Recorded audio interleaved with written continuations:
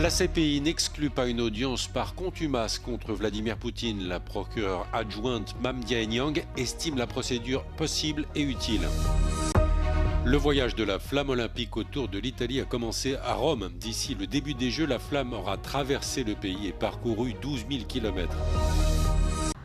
Les pourparlers de paix en Ukraine n'annulent pas le mandat d'arrêt contre Vladimir Poutine lancé par la Cour pénale internationale. Selon la procureure adjointe de la CPI, Mam Mandiang, la procédure d'une audience par contumace a déjà été testée et a prouvé son utilité.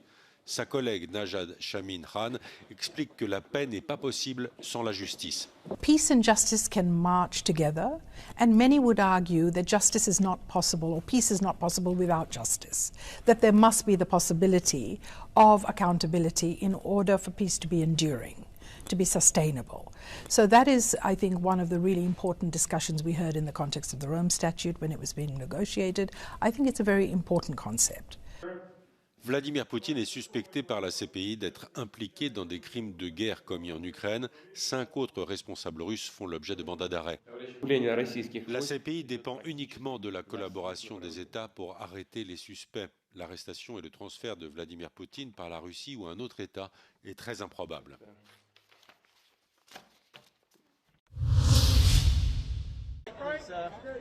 L'immense architecte et designer canado-américain Frank Gehry est décédé à l'âge de 96 ans des suites d'une courte maladie respiratoire. Frank Owen Goldberg est né au Canada en 1929 et il a changé de nom après ses études en Californie pour se protéger de l'antisémitisme. Frank Gehry est notamment à l'origine du musée Guggenheim de Bilbao, de la fondation Louis Vuitton dans l'ouest de Paris, de la tour Luma à Arles ou de la salle de concert Walt Disney à Los Angeles. Frank Gehry est considéré comme un des maîtres du déconstructivisme et ses bâtiments se distinguent par leurs courbes complexes et asymétriques. Le Premier ministre canadien Mark Carney a salué son approche révolutionnaire de l'architecture et le patron du groupe LVMH, Bernard Arnault, estime que la fondation Louis Vuitton est son plus beau chef-d'œuvre. Frank Gehry a reçu pour son travail le prix Pritzker en 1989.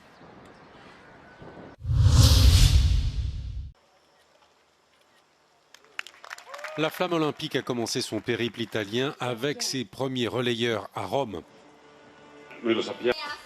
D'ici le lancement des Jeux d'hiver le 6 février prochain, la torche aura parcouru 12 000 km, 1000 relayeurs l'auront portée et elle sera passée par 300 villes italiennes dont notamment Sienne, Pompéi, Florence ou encore Venise. Comme le veut la tradition, la flamme a débuté son parcours le 26 novembre dernier à Olympie où se sont tenus les premiers Jeux en 776 avant notre ère.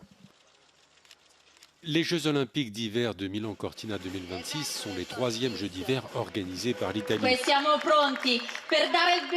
dernière fois avait eu lieu à Turin il y a 20 ans et avant cela en 1956 à Cortina d'Ampezzo.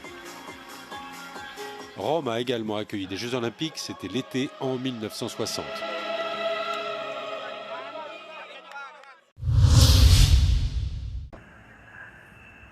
Un nombre record de 48 équipes participeront à la Coupe du monde de football dont le coup d'envoi sera donné en juin à Mexico. La FIFA a annoncé les 12 groupes comprenant 42 équipes lors d'une cérémonie au centre Kennedy de Washington. 6 des équipes participant à la Coupe du monde n'ont pas encore été déterminées et ne le seront qu'en mars prochain. La Coupe du monde accueille de nouveaux venus comme le Cap-Vert, la Jordanie, l'Ouzbékistan et Curaçao qui participent pour la première fois à l'événement majeur du football. Au cours de la cérémonie, le président américain Donald Trump a reçu le nouveau prix de la paix de la FIFA des mains du président de l'organisation Gianni Infantino. Gianni Infantino a félicité Donald Trump de promouvoir la paix et l'unité dans le monde. La remise du prix suscite la polémique. Elle coïncide avec la campagne de frappes américaines dans les Caraïbes visant des trafiquants de drogue présumés.